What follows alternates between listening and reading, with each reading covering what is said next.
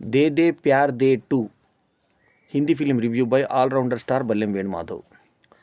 అజయ్ దేవ్గాన్, రకుల్ ప్రీత్ సింగ్ ప్రధాన పాత్రధారులుగా, are Madhavan heroine తండ్రి పాత్రను పోషించినటువంటి ఈ సినిమాలో చక్కటి పర్ఫార్మెన్స్లతో ఆకట్టుకున్నా కూడా కథాబలం లేక చితికిలబడింది. సింపుల్ పాయింట్, ఒక పెద్ద ఏజ్ అతన్ని ఒక ఆమె ఇష్టపడితే ఇంట్లో ఎటువంటి ప్రాబ్లమ్స్ ఎదురవుతాయి. ఉదాహరణకి ఏంటంటే వాళ్ళ తల్లిని, అంటే ఆ హీరో అతను చేసుకోబోతున్న ఆమె తల్లిని అతను ఏమని పిలవాలి? బాబీజీ అని పిలవాలా?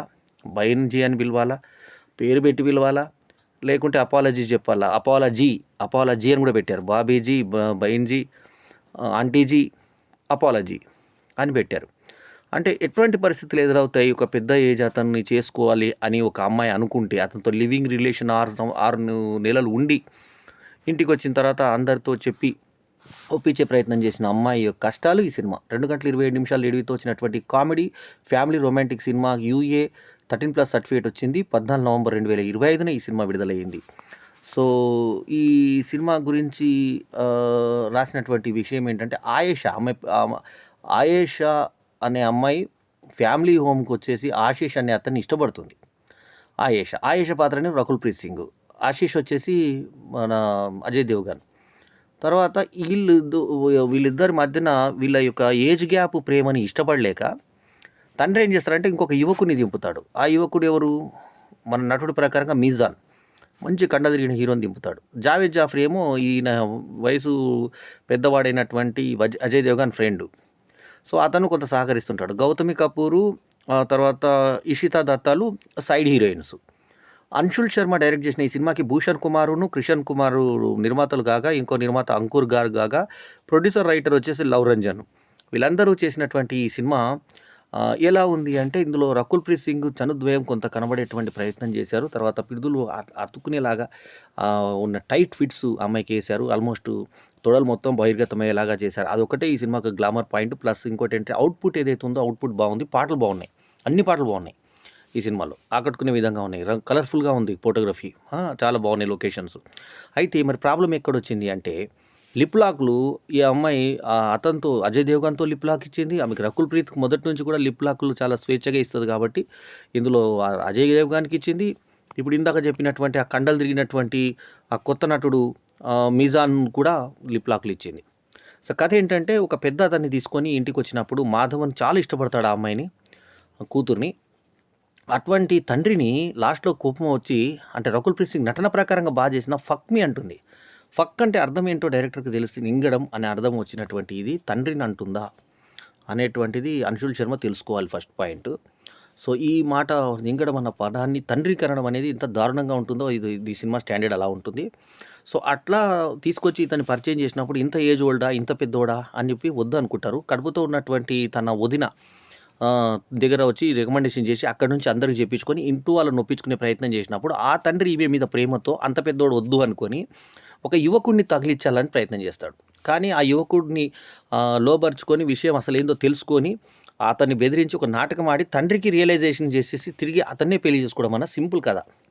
సో దీనికి ఆ నాటకం ఆడడం అనే దానికి లిప్ లాక్లు ఇవ్వడం, ఆమె అతన్ని పెళ్లి చేసుకోమని అందరి మధ్య అడగడం, ఇవంతా కూడా ఫులిష్ నాన్సెన్స్గా అనిపిస్తుంది. మనకేదో ట్విస్ట్ లాగా పెట్టడానికి కోసం పెట్టినట్టుగా అనిపిస్తుంది.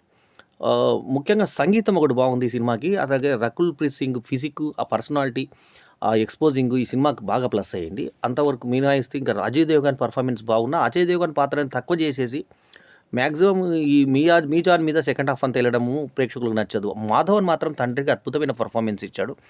సో తండ్రికి కూతురికి ఒక ఫక్ మీ అన్న పదం తప్ప మిగతా అంతా కూడా ఇలా రకంగా నేను ఒక మంచి తండ్రిని కావాలనుకున్నాను, చెడ్డ తండ్రిని అయిపోయాను మదన పడేటువంటి మాధవన్ నటనని చెల్లి ద్వారా హీరోగా ఈ ప్రేక్షకులు అప్పుడు మణిరత్నం సినిమా ద్వారా ఆకట్టుకున్నటువంటి మాధవన్ ఈ మధ్య విలక్షణమైన సినిమాల ద్వారా వస్తూ మన సెకండ్ పార్ట్ వచ్చినటువంటి ఒక కోర్ట్ సినిమా, ఆ సినిమా ఏదైతే ఉందో కోర్టులో సాగేటువంటి సినిమా ద్వారా, ఒక దేశభక్తి సినిమా ద్వారా విలన్గా చేసినటువంటి మాధవన్ ఈ సినిమాలో తండ్రిగా ఒక ప్రేమ కనబరిచేటువంటి ఒక సాఫ్ట్ విలన్ పాత్రను చేసినందుకు మెప్పించాడు.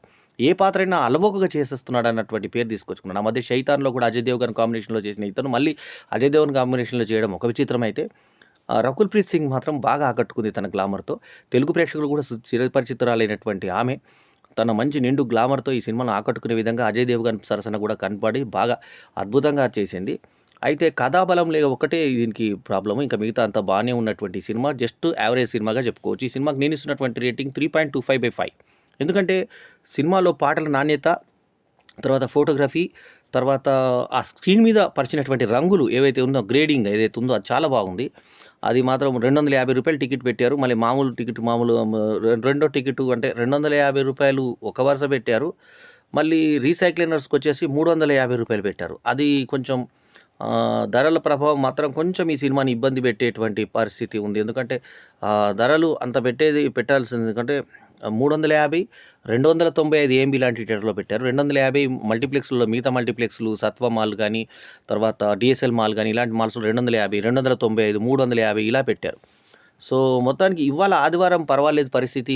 ఓపెనింగ్స్ ఇంకా వేరే సినిమాలు సరైన సినిమాలు పడలేదు కాబట్టి ఈ సినిమాకి ఉంది గానీ రెస్పాన్సు. సినిమాలో మాత్రం కరెక్ట్‌గా చెప్పాలంటే కంటెంట్ దమ్ము సరిగ్గా లేదనే చెప్పాలి ఈ సినిమాకి. సో, ఓవరాల్‌గా ఆమె వయసు ఉడిగినటువంటి ఒక పెద్ద అతనే. ఆమె కన్నా దాదాపు తండ్రి వయసు ఉన్నటువంటి ఒక డైలాగ్ కూడా చెప్పించారు వాళ్ళ అత్తగారితో. అంటే కాబోయే అత్తగారితో రకుల్ ప్రీత్ సింగ్ తల్లితో ఏం చెప్పించారంటే, మీరు మేము మా ఆయన కలుసుకునే టయానికి మీరు మా అమ్మాయి పుట్టకపోయి ఉండొచ్చు. ఆ టైంకి మీరు ఉండుండొచ్చు.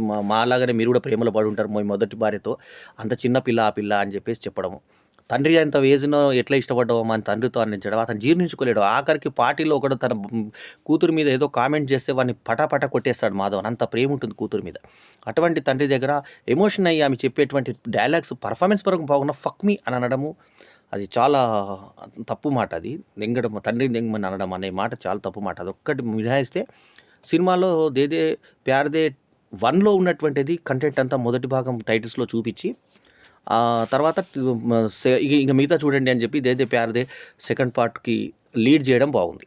సో, కన్‌ఫ్యూజ్ లేకుండా మాత్రం తీసిన సినిమాకి కొంచెం లాస్ట్‌కొచ్చేసరికి మనకి ఒక వేరే రకంగా తీసుకెళ్లారు సినిమాని. సో, ఓవరాల్‌గా ఈ సినిమాకి నేను ఇస్తున్నటువంటి రేటింగ్ ఇందాకే 3.25 చెప్పాను కదా! సో, ఈ రివ్యూ గనుక మీకు నచ్చితే లైక్ చేయండి, కమెంట్ చేయండి, షేర్ చేయండి. మా ఛానల్‌కి తప్పకుండా సబ్స్క్రైబ్ చేయండి ఎల్లప్పుడు. మీ ఆదరాభిమానాలు ఆశించే me all rounder star Ballem Venumadhav. నమస్తే. జై హింద్.